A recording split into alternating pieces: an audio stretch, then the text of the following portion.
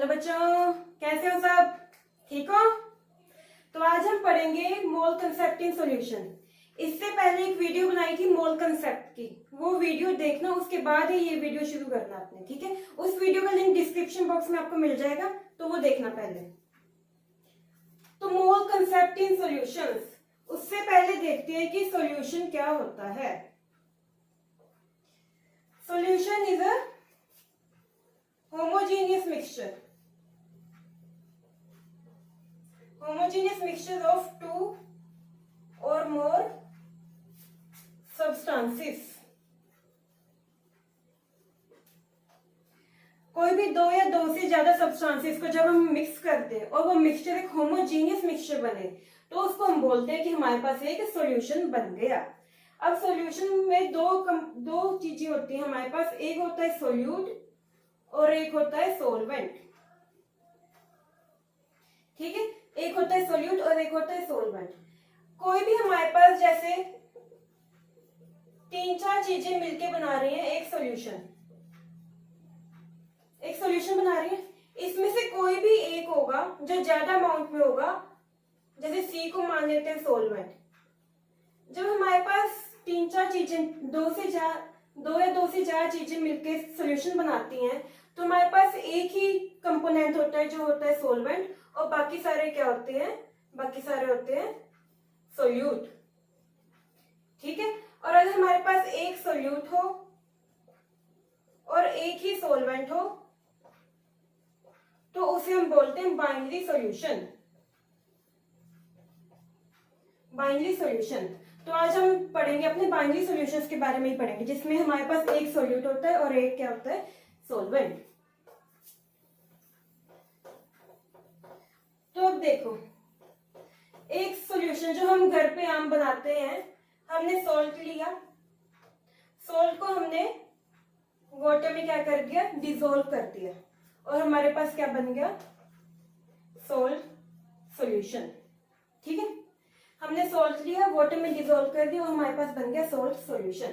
तो यहाँ पे क्या हुआ? हमने क्या लिया था? सॉल्ट, ठीक है? सॉल्ट को हमने डिसॉल्व किया था वाटर में, सॉल्ट को डिसॉल्व किया था, मतलब सॉल्ट क्या हुआ? Get dissolved. ये क्या हो गया? ये डिसॉल्व हुआ। और वाटर क्या हुआ? वाटर में डिसॉल्व हुआ ना, तो वाटर क्या हो गया? एक तरह से हमारे पास मीडियम हो गया, जिसमें हमने सॉल्ट को डिसॉल्व किया, ठीक है? तो हमारे पास जो चीज डिसॉल्व होती है, जैसे सॉल्ट है, वो डिसॉल्व हुआ है, उसे हम बोलते हैं सोल्यूट। और जिसमें डिसॉल्व करते हैं, जो मीडियम होता है, उसे हम बोलते हैं सोलवेंट, ठीक है? अब देखो, अगर हम शुगर सॉल्यूशन बनाए, शुगर ली, वाटर लिया, और हमने बनाया शुगर सॉल्यूशन, ठीक है? अब शुगर हमारे पास क्या थी? सॉलिड स्टेट में है, वाटर हमारे पास है लिक्विड स्टेट में, और जो शुगर सॉल्यूशन बनता है उसकी फिजिकल स्टेट क्या होती है? उसकी फिजिकल स्टेट भी क्या होती है? लिक्विड। तो अब देखो, शुगर हमारे पास सॉलिड स्टेट में था, लेकिन शुगर सॉल्यूशन में जाके शुगर क्या होगी? इसकी स्टेट चेंज हो गई ना, सॉलिड से लिक्विड में बन गया, ठीक है? और हमारे पास वाटर क्या था? ये लिक्विड में ही था, और शुगर सॉल्यूशन में भी क्या रहा? वाटर लिक्विड ही रहा। तो मतलब कि वो कंपोनेंट, वो सब्सटेंस जिसकी स्टेट, फिजिकल स्टेट चेंज हो जाती है, वो होता है हमारे पास सोल्यूट। और जिसकी फिजिकल स्टेट सेम रहती है, या फिर ऐसे कह लो कि सॉल्यूशन जिसकी फिजिकल स्टेट लेता है, वो होता है सोलवेंट। यहाँ पे सॉल्यूशन ने फिजिकल स्टेट किसकी ली? वाटर की।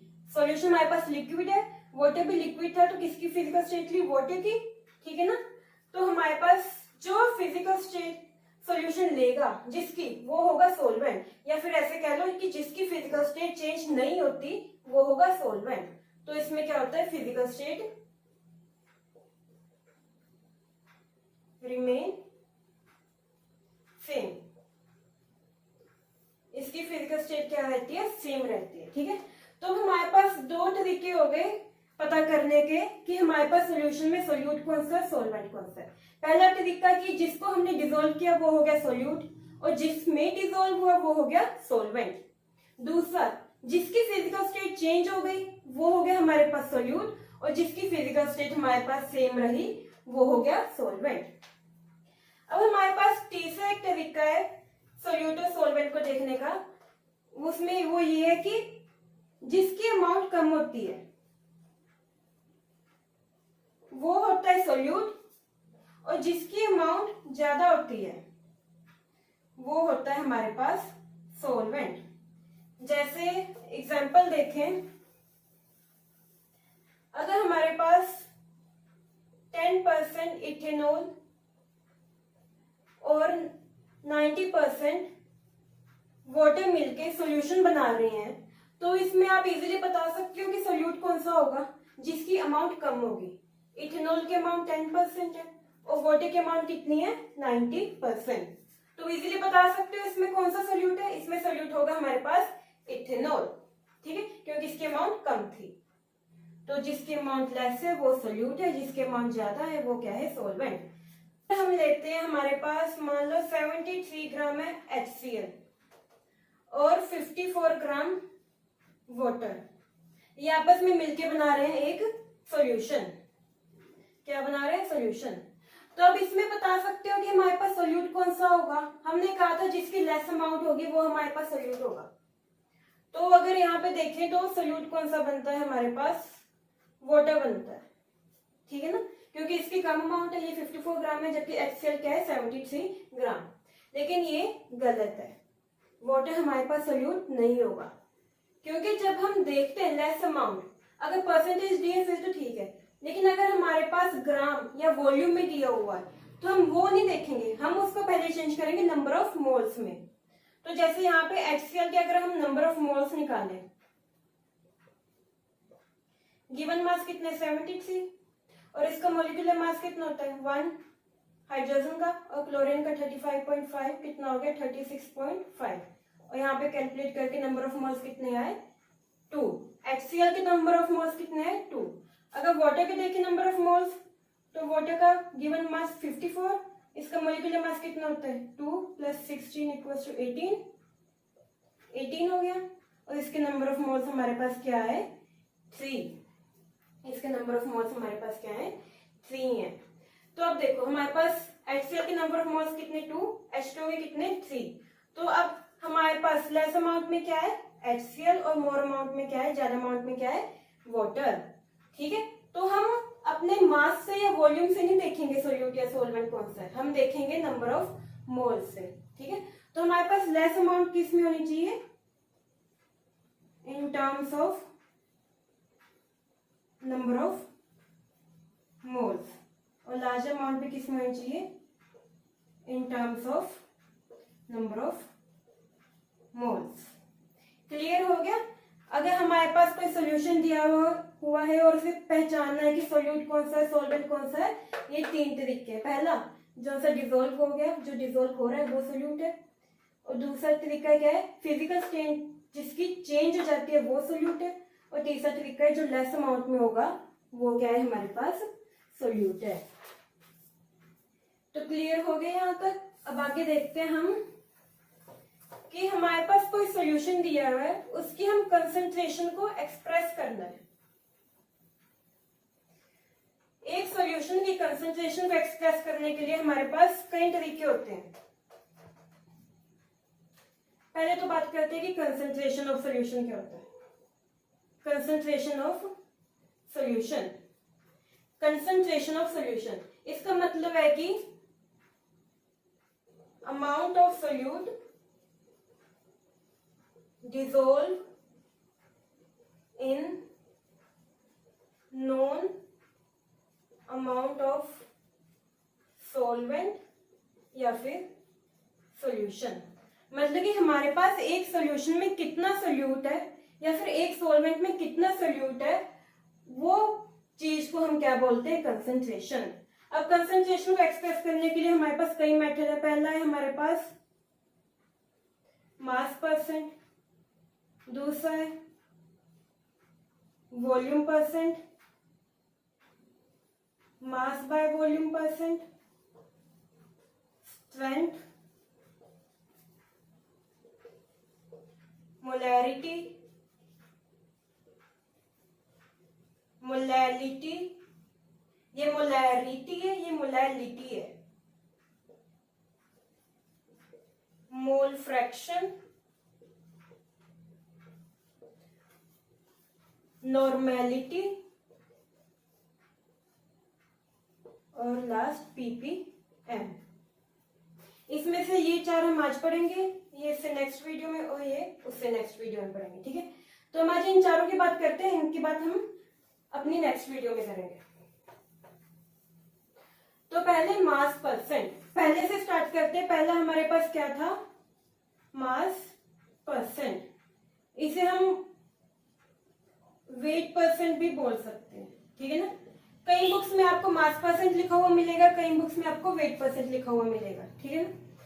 तो अब क्या है हमारे पास, सपोज करो हमारे पास A प्लस बी मिलके क्या बना रहे हैं, एक सॉल्यूशन बना रहे हैं। उसमें से हमने मान लिया कि जो A है वो है सोल्यूट, हमने अपने इतना मान लिया, ठीक है। अब यहां से शुरू करते हैं। मास परसेंट हमारे किसके इक्वल होता है, हमने कहा ना amount of solute, amount of solute देखते हैं पहले, मतलब कि मास of solute dissolve in non amount of solvent या फिर सॉल्यूशन, मतलब कि total mass of solute dissolve in total mass of solution. यहाँ पे हम क्या ले रहे हैं, सॉल्यूशन, ठीक है। और ये परसेंटेज है इसलिए मल्टीप्लाई 100। तो मास परसेंट या वेट परसेंट का फॉर्मूला क्या है, mass of solute dissolve in, मतलब mass of solute divided by total mass of solution multiply 100। अब जैसे हमारे पास ये था, इसमें क्या था, ए क्या था, सोल्यूट, मतलब मास ऑफ ए, नीचे क्या था, टोटल मास ऑफ सॉल्यूशन। अब सॉल्यूशन एक सोल्यूट और एक सॉल्वेंट को मिला के बना है ना, मतलब कि इसमें क्या होगा, मास ऑफ ए होगा प्लस मास ऑफ बी होगा। ए प्लस बी मिलके सॉल्यूशन बना रहा है ना, इसलिए हमने ए और बी दोनों का मास लिखा मल्टीप्लाई 100, ठीक है। दूसरा हमारे पास क्या था, वॉल्यूम परसेंट। वॉल्यूम परसेंट हमारे पास होता है वॉल्यूम ऑफ सोल्यूट, हम देख रहे हैं ना amount of solute, volume of solute, कितना वॉल्यूम डिसॉल्व हुआ टोटल वॉल्यूम ऑफ सॉल्यूशन में, और परसेंटेज है इसलिए 100, ठीक है। वॉल्यूम परसेंट हमारे पास क्या होता है, volume of solute divide by total volume of solution multiply 100। और इसे अगर इसके हिसाब से देखें, अपने इस सोल्यूशन के हिसाब से देखें, तो हमारे पास क्या होता है, volume of A divided by total volume of solution लेना है, मतलब volume of A plus volume of B multiply 100 हो गया। अब तीसरा हमारे पास क्या था, मास बाय वॉल्यूम परसेंट, या फिर हम इसे लिख सकते हैं वेट बाय वॉल्यूम परसेंट। ये किसके इक्वल होता है, mass of solute in total, यहाँ पे मास बाय वॉल्यूम है ना, तो नीचे क्या लेंगे हम, volume, total volume of solution in ml millilitre multiply 100, ठीक है। और अगर इसके हिसाब से देखें तो हमारे पास क्या होता है, मास ऑफ ए, क्योंकि ए हमारे पास क्या है, solute, divided by volume of A plus volume of B multiply 100। Clear हो गए। हमारे पास परसेंट से रिलेटेड ये तीन फॉर्मूले होते हैं, मास परसेंट, वॉल्यूम परसेंट और मास बाय वॉल्यूम परसेंट। अब इनसे जुड़े हुए हमको कुछ न्यूमेरिकल देख लेते हैं, इजी है।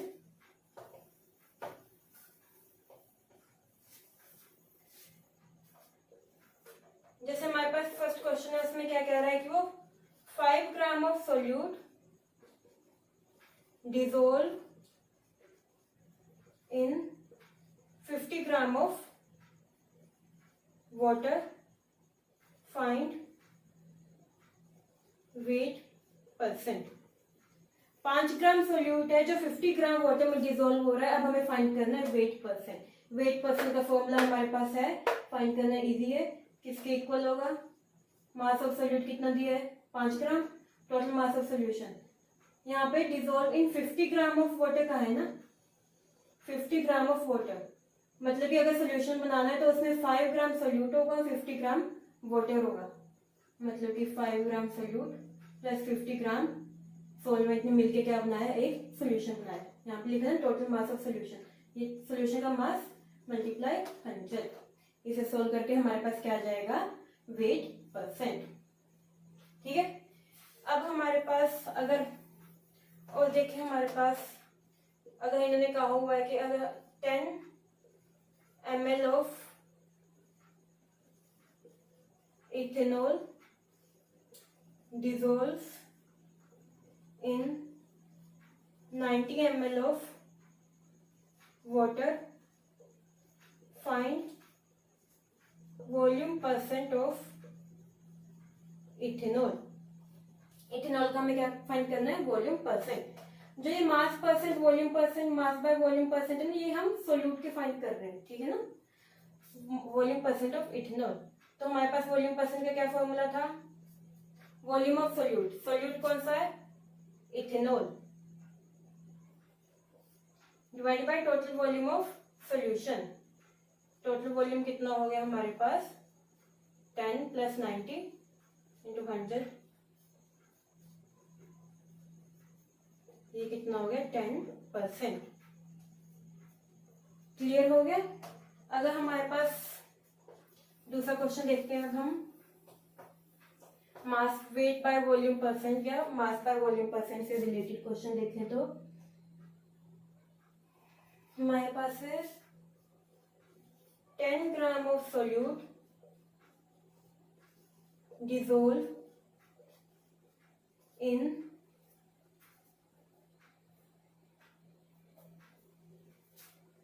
90 ml of solution,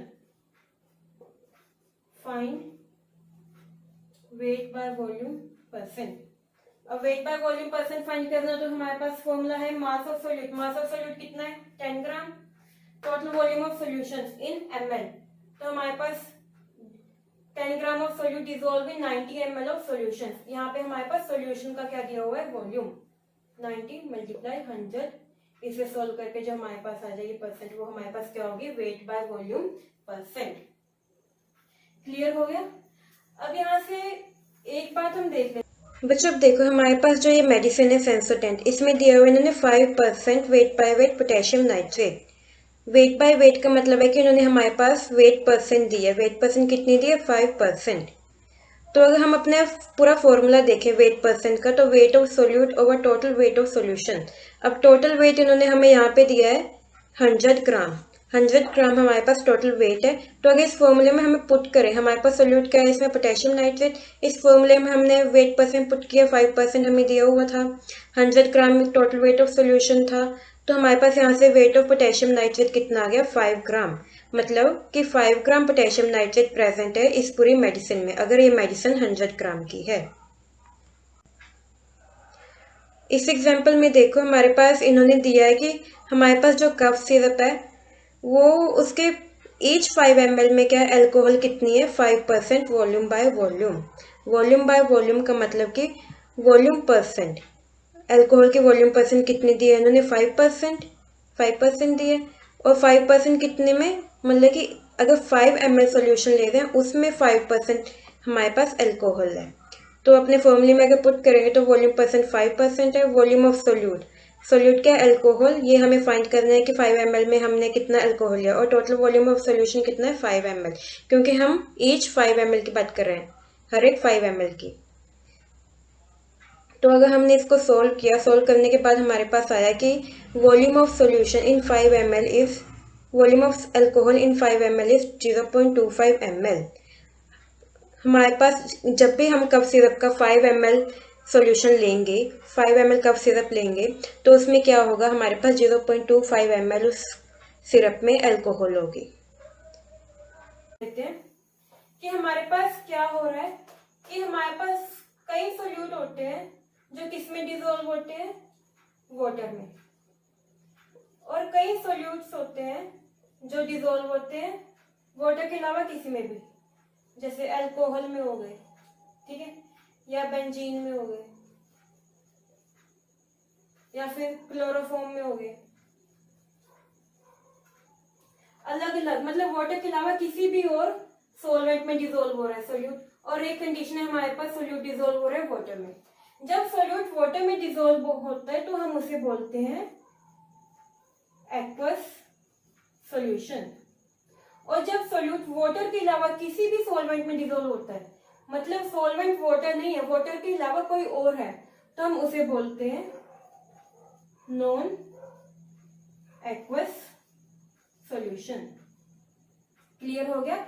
aqueous solution और नॉन एक्वस सॉल्यूशन क्या होता है? एक्वस सॉल्यूशन जिसमें हमारे पास सॉल्वेंट क्या हो, वाटर हो, सॉल्वेंट क्या हो, वाटर हो। और नॉन एक्वस सॉल्यूशन जिसमें हमारे पास सॉल्वेंट वाटर के अलावा कुछ भी हो, ठीक है ना। एक्वस सॉल्यूशन, एक्वस को हम कई जगह आपको ऐसे भी लिखा हुआ मिलेगा, एक्वस, ठीक है। तो ये था हमारे पास।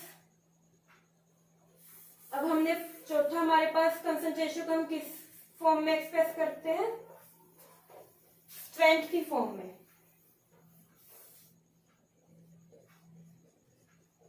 Strength.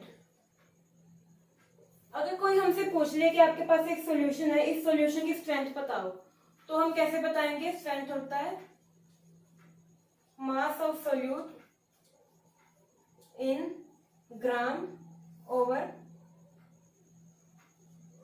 Volume of solution in litre. Strength किसके इक्वल है? Mass of solute in gram over volume of solution in litre. अगर यहां से देखिए तो हमारे पास इसकी यूनिट क्या बन जाती है स्ट्रेंथ की? ग्राम पर लीटर, ठीक है। और हमारे पास क्या होता है? 1 लीटर किसके इक्वल होता है? 1 डेसीमीटर क्यूब के। आपके पास कई क्वेश्चन होंगे, उसमें क्या होगा? वॉल्यूम आपको डेसीमीटर क्यूब में भी दिया हो सकता है। डेसीमीटर क्यूब का मतलब कुछ नहीं है, लीटर ही है, ठीक है ना। तो इसकी एक और यूनिट हो सकती है हमारे पास ग्राम पर डेसीमीटर क्यूब। क्लियर हो गया स्ट्रेंथ क्या होता है? अब इससे रिलेटेड एक क्वेश्चन देखते हैं हम, स्ट्रेंथ से रिलेटेड। हमारे पास क्वेश्चन है, find strength of 20 decimetre cube solution formed by 80 gram of sugar in water।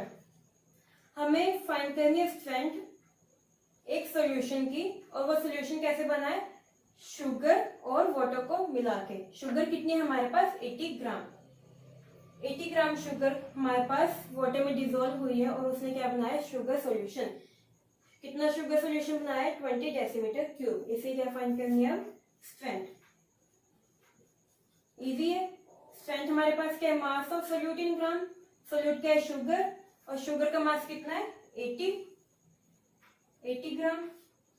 और हमारे पास क्या है? Volume of solution in litre. हमारे पास सोल्यूशन का वॉल्यूम दिया हुआ है, कितना दिया है?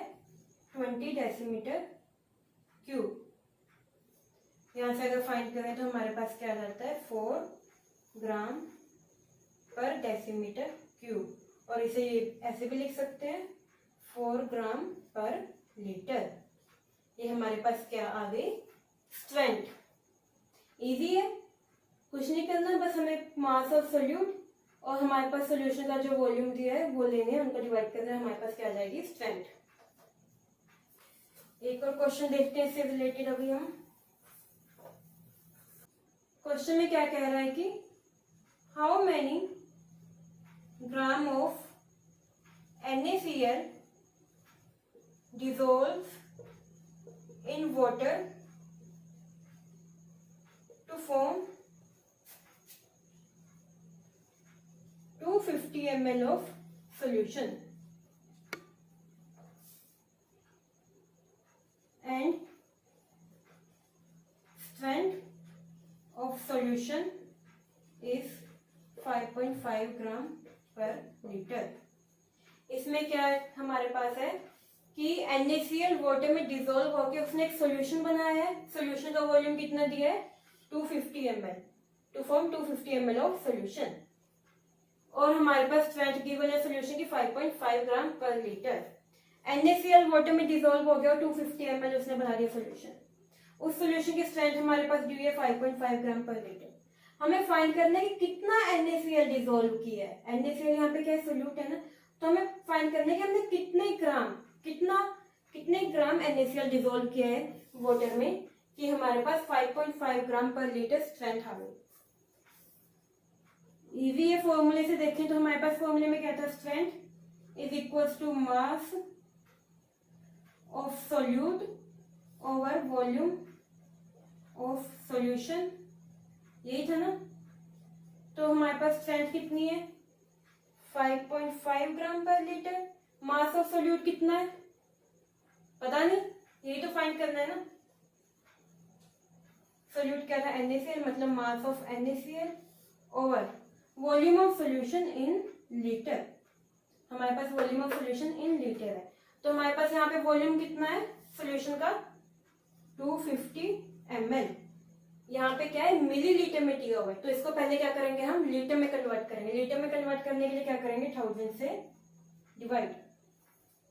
अगर यहाँ से हम निकालें अपना मास ऑफ NaCl तो वो किसकी इक्वल आती है 5.5 मल्टीप्लाई 250 ओवर 1000, और यहाँ से हमारे पास आंसर आता है 1.375 ग्राम। तो हमारे पास क्या हुआ, हमारे पास मास ऑफ NaCl कितना आ गया 1.375 ग्राम, मतलब 1.375 ग्राम वाटर में डिसॉल्व होके इतने ml सॉल्यूशन बनाते हैं, तो हमारे पास स्ट्रेंथ कितनी आती है 5.5 ग्राम। ये फाइंड करना था, how many grams of NaCl हमने फाइंड कर दिया 1.375 gram of NaCl dissolve in water. तो आज के लिए बस यही चाह रहा है। नेक्स्ट वीडियो में हम पढ़ेंगे अपनी मोलैरिटी और मोलैलिटी के बारे में। तो थैंक यू बच्चों।